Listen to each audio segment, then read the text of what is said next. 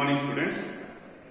In the last topic, we have discussed what is a cell made up of. In that, we have learned that the cell is made up of cell membrane, nucleus and cytoplasm. Therein, we have discussed about the structure of cell membrane and its functions. But apart from cell membrane, in some special organisms like plants, bacteria and fungi, cell wall also is present. In plants, bacteria and fungi, cell membrane is not the outermost boundary. Instead, the cell wall is the outermost boundary. Let us learn about this cell wall and its functions. As I told, cell wall is not present in all organisms. It is present in plants, fungi and bacteria. In animals, it is not present.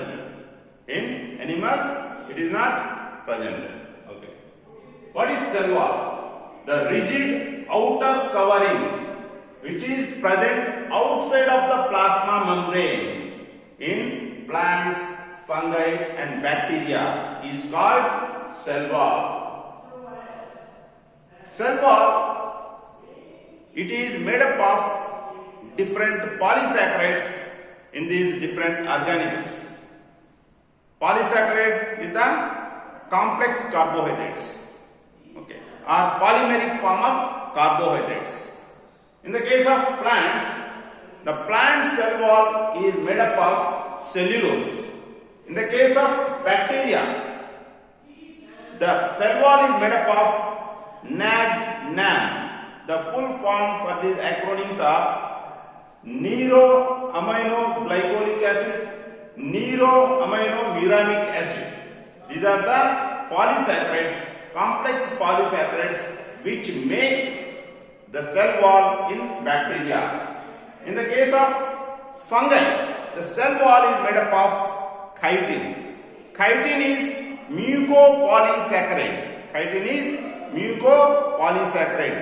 So when compared to all of these cell walls, the chitin made cell wall is more tough or toughest than the remaining two. Okay. Next, the function of cell wall. Cell wall provides structural strength to the organisms in which it is present. Okay. In what way the cell wall provides structural strength?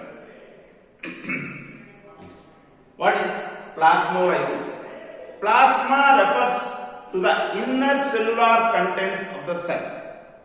Lysis refers to be lost or to get destroyed or to be broken down, okay, or to move away. Okay. So if you take a plant cell and keep it in hypertonic solution. Hypertonic solution means the surrounding solution is having high amount of dissolved substance in it or lower concentration of water in it than compared to the inner cellular environment. So we all know that when a cell is placed in hypertonic solution, the cell will lose its water. So if you take a plant cell and it is placed in hypertonic solution, as the water moves away from the cell into the surrounding solution, the inner cellular contents will start moving away from the cell wall like this. Here the cell membrane and all the inner cellular contents are near to the cell wall. Near to the cell wall. Once the plant cell is placed in hypertonic solution, plasmolysis has taken place. That means the inner cellular contents have moved away from the cell wall. So thus, what is plasmolysis? movement of the inner cellular contents away from the cell wall. Movement of the inner cellular contents away from the cell wall is called plasmolysis.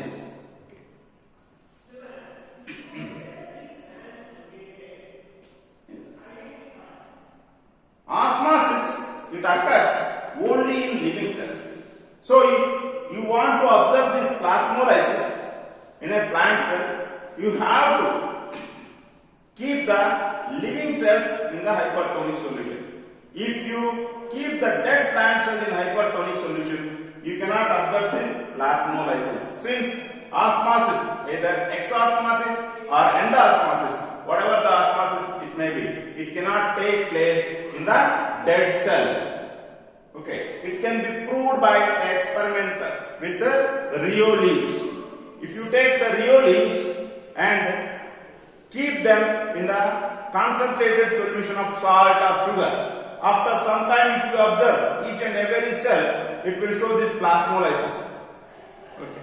And if you take a normal Rio leaf which has not been plasmolysed and put it in boiling water, then take it out after some time, then again put it in hypertonic solution and observe it under microscope. You cannot observe the plasmolysis because after you have placed the Rio leaf in the boiling water, the cells of the Rio leaf were already dead. So in dead cells, you cannot find the plasmolysis. Next, turgor pressure. What is this turgor pressure? The pressure of the cell wall on a fully turgid cell. What is turgidity? If you place the plant cell in hypotonic solution, reverse of this plasmolysis takes place. In plasmolysis, exosmosis has occurred. In plasmolysis, exosmosis has occurred. So the inner cellular contents have moved away from the cell wall. But when you place the plant cell in hypotonic solution, instead of losing the water from the cell, the plant cell gains the water into it. As the water keep entering into the plant cell, the cell membrane starts getting swollen. And when the cell membrane gets fully swollen and reaches near to the cell wall, that fully swollen cell is called turgid cell. Fully swollen cell is called turgid cell. This fully swollen cell will apply some pressure against the cell wall. This turgid cell will apply some pressure against the cell wall. Then the cell wall also exerts or gives equivalent opposite pressure on the turgid cell. Cell wall also exerts or gives equivalent opposite pressure on the turgid cell. This phenomenon is called turgor pressure. This phenomenon is called turgor pressure. What is turgor pressure? The pressure of equivalent pressure of the cell wall against fully turgid cell is called turgor pressure. What is this turgor pressure and what are its uses? Turgor pressure we have learned uses. Okay, if you take this turgor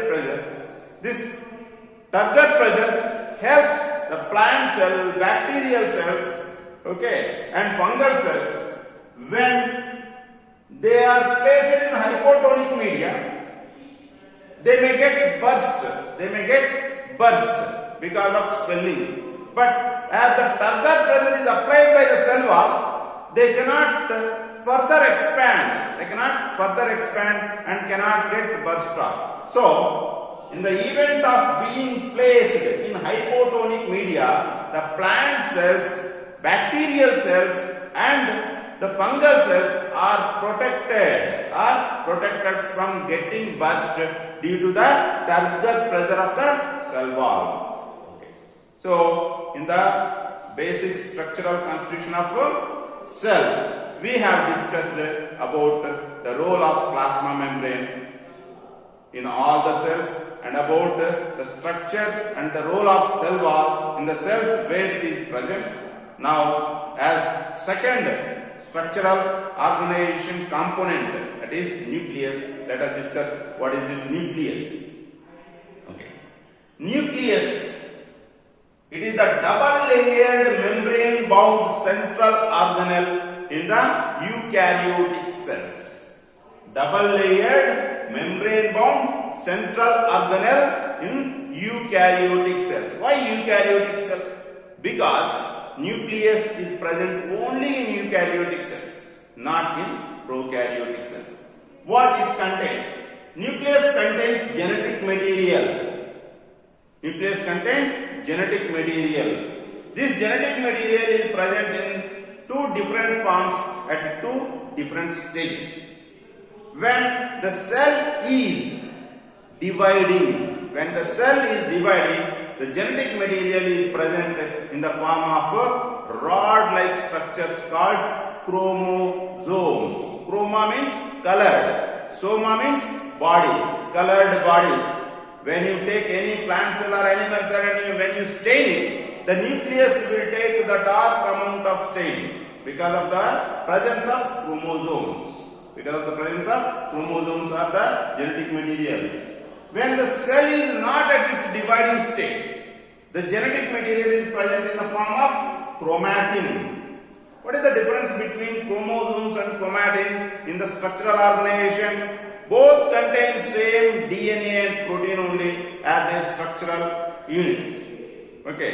The chromosomes contain DNA and protein, and chromatin also contain DNA and protein only. But chromosomes are having thick and condensed form. Chromosomes are having thick and condensed form in order to easily get divided during the time of cell division. Whereas chromatin is present in thin entangled threads like form. Thin entangled means zigzag network type. Okay. Now, what these chromosomes contain? The protein part of chromosome, it is useful for the assembling of DNA in a proper form. It is not actually going to play the functional role. It is only structural role. Whereas the DNA contains the information. DNA contains the information. Information for what? The DNA contains information for the inheritance of features. For the inheritance of features from parents to offspring. From parents to offspring. Does it contain the information for the inheritance of features only? No. It contains the information for even constructing and organizing the cell. So, DNA contains the information for the inheritance of features from parents to offspring and for constructing and organizing the cell. In which form this information is present? Is it going to be present in random form? No. The information in the DNA is presented in specific functional segments. The information for the inheritance of features or for the construction and organizing of the cell. It is present in specific functional segments which are called genes. The genes are the specific functional segments of DNA. Right. The function of nucleus. Nucleus plays crucial role in cellular reproduction. What is cellular reproduction? Division of a cell into its daughter cells is called cellular reproduction.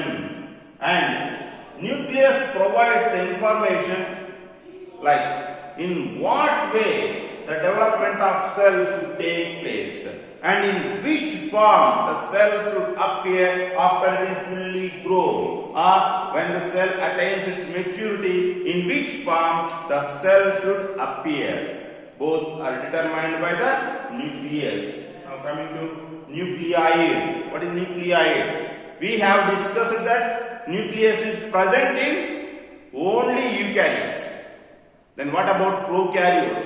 Prokaryotes do not contain nucleus. Instead, they contain nucleoid.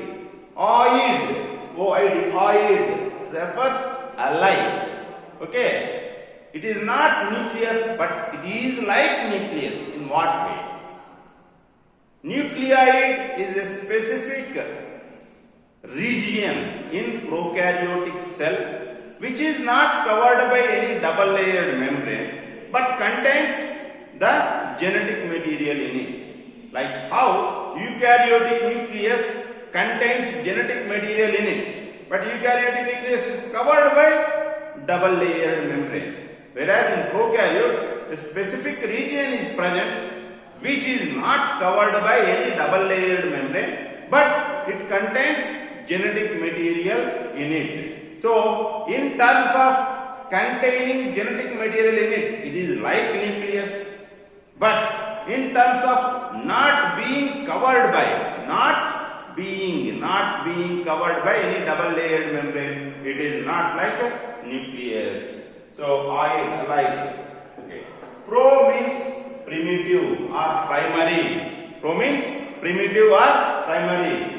Carrier means nucleus. Carrier means nucleus. Okay. Prokaryotes means the organisms which contains primitive type of nucleus, or they simply contain nucleoid. Nucleoid is the central region of the prokaryotic cell that contain genetic material in them. But this region is not covered by any double layered membrane. What is eukaryotes? Eu means true or real. Carrier means nucleus. The organisms that contain real nucleus or true nucleus are called eukaryotes. Okay. Next. Do prokaryotes don't contain only nucleus or any other thing also? Like how they do not contain nucleus, prokaryotes even do not contain membrane bound organelles. If you look at an eukaryotic cell contains many membrane bound organelles apart from nucleus. Mitochondria, plastids, endoplasmic reticulum, Golgi complex, lysosomes, like many membrane bound organelles are present in eukaryotic cells. All such membrane bound organelles are absent in prokaryotic cells. Means prokaryotes lack membrane bound organelles. Then what about the photosynthetic bacteria? In the case of eukaryotic photosynthetic organisms, the chlorophyll which is required for photosynthesis is present in their plastids, chloroplasts. Whereas in the case of photosynthetic bacteria which are prokaryotes, the chlorophyll is present in special membranous vesicles, not in organelle. Chlorophyll is present in special membranous vesicles. As there are certain differences between prokaryotes and eukaryotes. Not only these small differences, even size-wise also prokaryotes are smaller than eukaryotes, and prokaryotes' functional capacity is very much lesser than eukaryotes. That's why prokaryotes do not develop into multicellular organisms. You cannot find any multicellular prokaryote, whereas in eukaryotes there are many multicellular eukaryotes. Due to the efficient functional metabolism, the eukaryotic organisms could develop to multicellular levels, whereas due to less functional efficiency, the prokaryotes could not develop into multicellular organisms. So, no multicellular prokaryote, whereas in eukaryotes unicellular organisms are there and multicellular organisms also are there. Thank you.